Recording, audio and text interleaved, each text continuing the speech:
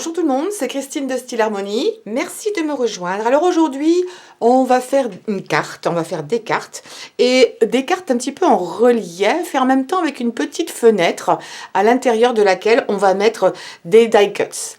Donc c'est comme si c'était en fait une découpe au laser, mais de façon différente que vous allez pouvoir composer exactement comme vous le voulez. Alors si je vous montre un petit peu plus, vous voyez que cette carte-là, si j'écarte un petit peu, est tenue par de la mousse. Ce qui fait qu'ici, quand je la mets comme ça, il y a un petit peu un effet d'ombre que je trouve beaucoup plus intéressant. Dans la vraie vie, si vous faites cette carte, vous verrez ce que ça peut donner. Peut-être un petit peu plus que si je vous la donne comme ça. Ah là, vous verrez peut-être un petit peu mieux. Mais ça a vraiment beaucoup d'intérêt. Là, ce que j'ai fait, c'est que je l'ai en plus embossé pour avoir un effet un petit peu brillant. Et puis après, j'ai rajouté encore un die cut. Et bien, on va le faire ensemble. Alors, pour ceci, qu'est-ce qu'il vous faudra? Il vous faudra une base de cartes dans les couleurs de votre choix. Donc, moi, j'ai opté pour des couleurs un petit peu pastel, vu que c'est le printemps.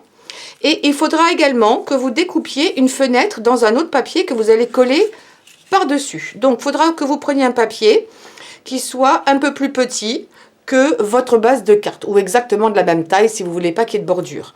Donc après, ça, c'est vous qui décidez de la taille que vous voulez. Et si vous remarquez, je me suis déjà avancée et j'ai fait des découpes différentes. Donc là, j'ai pris un carré et je l'ai tourné pour faire une sorte de losange parce que je trouvais ça plus original.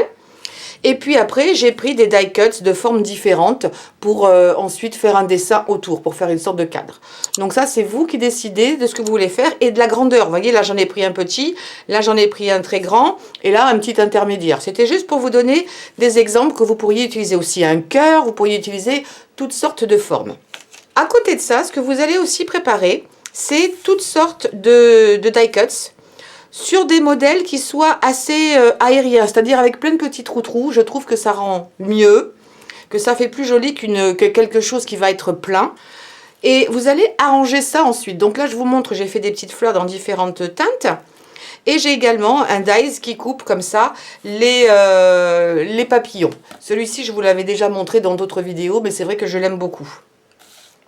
Donc vous en coupez pas qu'une fois, peut-être un petit peu plus en fonction de la taille de ce que vous allez découper ici.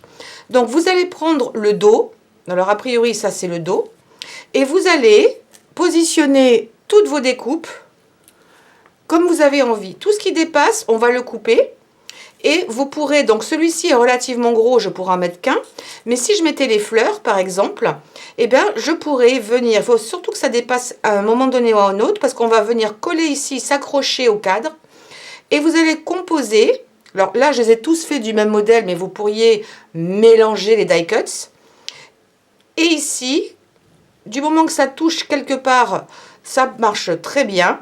Et vous pourriez ensuite composer votre dessin comme vous le voulez. En gros, ce que l'on va faire, c'est arranger. Vous pouvez enlever des morceaux si vous ne voulez qu'une seule fleur, que vous pensez que c'est suffisant. On peut même le mettre tête en bas, là ce ne serait pas dérangeant.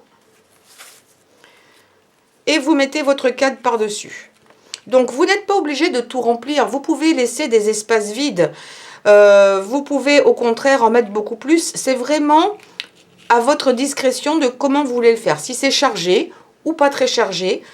Si je mettais juste ça à l'intérieur, ça pourrait largement suffire vu la taille. Ici, j'aurais des espaces assez grands sans rien, mais c'est pas gênant parce que l'ensemble, malgré tout, reste joli. Alors, je vais rester sur mes petites fleurs. On va prendre de l'adhésif double face. Je suis bien sur l'envers, oui, c'est bon. Et je vais mettre de l'adhésif assez proche du bord.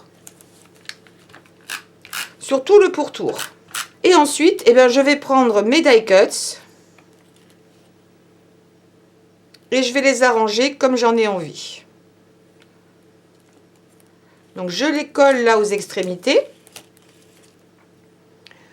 Là, je vais mettre celui-ci, pourquoi pas, comme ça. Alors ici, je peux mettre un petit point de scotch pour les faire se toucher, ce serait mieux. Alors je les défais rapidement parce que ça aura une meilleure tenue. Alors comment je vais le mettre? Je vais le mettre comme ça. Voilà, comme ça, ça se touche ici. et ça se touche également sur les bords. Et je pense que là, ça va suffire. Et quand je retourne, eh ben, je trouve ça très joli. Je pense pour moi que c'est suffisant. Après, vous pourriez rajouter, ce sont des fleurs, vous pourriez rajouter éventuellement un petit papillon, vous pouvez rajouter des petits brillants, vous pouvez rajouter ce que vous voulez. Là, je vois que j'ai un petit quelque chose qui est resté, là, voilà. Donc, une fois que ça c'est fait, que vous êtes content du résultat, vous allez prendre de la mousse double face avec du scotch double face. Alors moi, je le fais moi-même, souvent dans mes chutes de mousse. Alors, on m'avait demandé un jour comment je le fais. Alors, je vais en profiter, je vais le faire maintenant. Donc ici, j'ai pris une grande feuille de mousse et je prends de l'adhésif double face. Je prends un adhésif qui est comme ça, en rouleau, avec une partie qui est pas collante, vous voyez. Il faudra l'enlever. Donc, ce que je fais tout simplement, je le mets dans ce sens-là. Je me mets à ras et j'en fais toujours d'avance. Je me mets à ras de la ligne précédente. Alors, vous savez quoi? Je vais le faire sur le tapis, ça évitera de coller partout. Et je viens faire ça. Là, il est un petit peu petit. J'en rajouterai, c'est pas grave. Ensuite, je coupe les bords. Donc, je continuerai jusqu'en haut, évidemment. Je le retourne. Je coupe ici l'excédent d'adhésif. Donc là, j'ai un côté qui est scotché. Et là, j'ai un côté où il en manque, puisque j'en ai rajouté deux. Donc, il faut que je vienne mettre de l'adhésif des deux côtés, sinon ça ne va pas fonctionner. Et ça, je trouve que c'est économique. Alors là, je l'ai fait dans du blanc, mais vous pourriez largement faire ça avec de la mousse de couleur. Par exemple, vu qu'on utilise ici des cartes de couleurs différentes, j'aurais pu, alors là on la voit pas trop la mousse parce que je l'ai mise derrière, mais on aurait pu utiliser une mousse soit bleue, soit rose, et faire exactement le même principe, et comme ça disparaît. Donc voilà le principe, et après, eh ben, vous ne reste plus qu'à couper soit au ciseau, soit avec un cutter, des petites bandes, et c'est ce qu'on va faire tout de suite. Donc là, il me reste un morceau que j'avais fait, et je le fais dans des chutes, donc des fois ça a des formes pas possibles. Parce que quand je coupe dans de la mousse, des fois j'ai des morceaux, un angle ou un coin qui me reste. Et ben je vais pas le jeter, je vais mettre de l'adhésif double face des deux côtés et ça me servira pour plus tard. Et je vais couper maintenant des petites bandes. J'ai pas beaucoup de place, donc je vais couper des bandes assez étroites pour mettre tout autour ici, pour rehausser ma fenêtre. Donc je prends ma mousse. Il me faut quelque chose qui soit pas trop large, mais là, je pense que ce serait bien, parce que je ne veux pas aller jusqu'au bord pour éviter qu'on ne voit ma mousse. Et je coupe des bandes. Donc, deux assez étroites pour aller sur les côtés, et deux un peu plus larges pour le haut et le bas, parce que je peux le faire. Donc ensuite, j'enlève l'adhésif. Je la mets ici en dessous. C'est pas la peine d'entièrement tout recouvrir, ça ne sert à rien.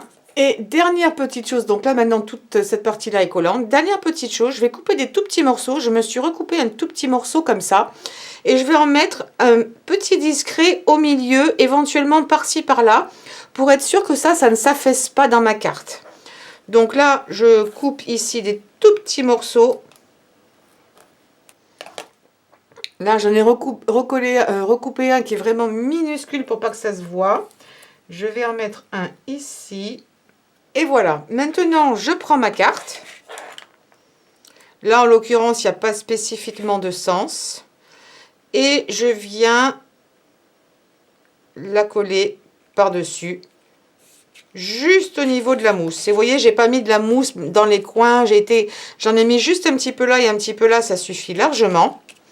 Et maintenant, j'ai quelque chose qui est tridimensionnel, qui a du volume, qui n'est pas complètement plat dessus et que je trouve absolument magnifique.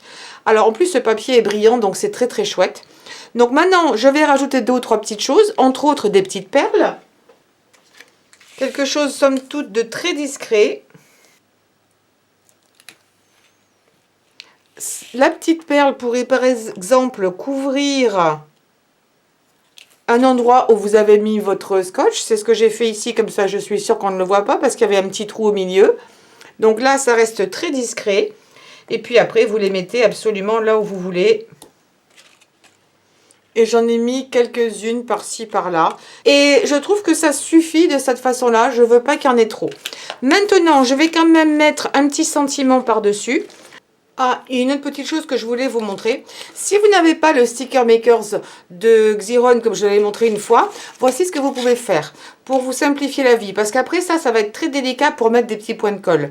Donc, soit vous avez un petit truc comme ça avec pointe très très fine pour mettre de la colle. Sinon, ce que vous pouvez faire, moi j'ai déjà prédécoupé un bout de papier assez épais dans lequel je vais découper mon mot. Vous prenez pareil de l'adhésif double face avec la partie sur le dessus, vous savez. Et vous allez recouvrir votre... pareil, je vais reprendre le tapis parce que blanc sur blanc, on voit rien. Voilà, vous allez le recouvrir pareil. Alors là, il n'est pas très large, donc il faudra que j'enlève les deux bandes, mais c'est pas gênant. Je coupe l'excédent. Voilà. Et ça, maintenant, je vais pouvoir le passer dans ma machine avec mon die par-dessus pour tout couper. Et comme ça, j'aurai l'adhésif de l'autre côté et je n'aurai pas à m'embêter avec de la colle. Il faut simplement y penser de le faire avant parce qu'après, ben, évidemment, c'est trop tard.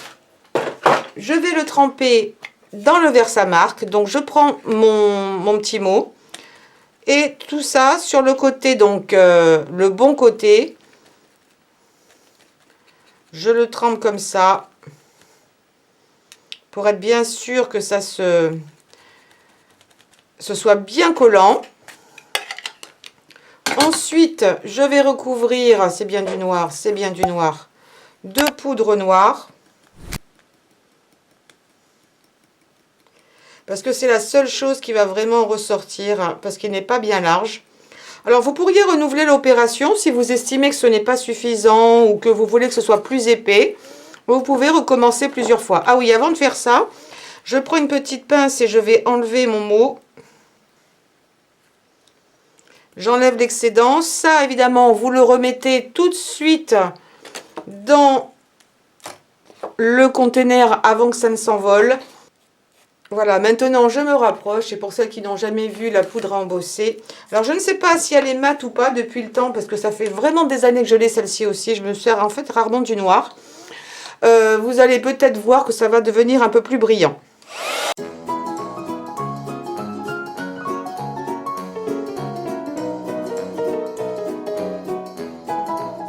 Voilà, ça ne dure que vraiment quelques secondes quand le fer est bien chaud. Donc je ne sais pas si ce sera ressorti à l'écran, mais c'est devenu brillant. Ah, j'aurais pas dû toucher de suite, j'en ai enlevé un petit peu là. Vous savez ce que je vais faire, je ne vais pas m'embêter. Plutôt que d'en remettre, alors je pourrais en remettre, mais là j'en ai enlevé un petit peu, un petit coup de noir. Et personne ne le voit. Voilà, c'est fini. Hop, on triche un petit peu. Alors attendez que ce soit bien sec, vous attendez 30 secondes un maximum. Voilà, ça donne de la consistance aussi. Je vais enlever la partie arrière et ensuite je vais venir le coller ici sur mon dessin. Et je pense que finalement le noir ce sera pas si vilain que ça. Ça va vraiment donner de la dimension. Voilà. Et je colle. Je vais bien appuyer là. Je vais faire en sorte que ça ne colle pas ici en haut. Je coupe l'excédent sur les côtés.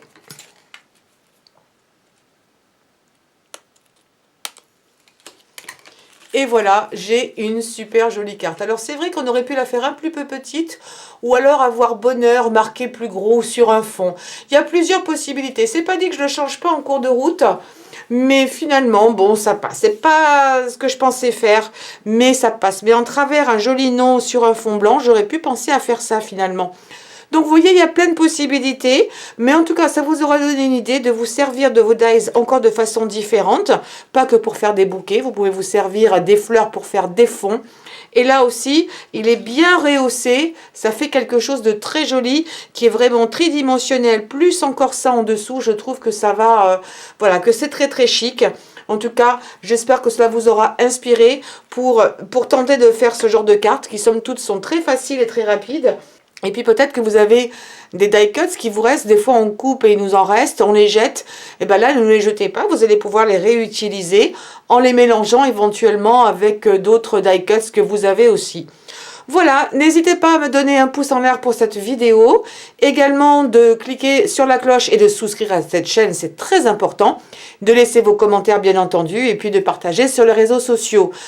Portez-vous bien, faites attention à vous, soyez prudents et je vous dis à très bientôt pour de nouveaux tutoriels. Ciao ciao!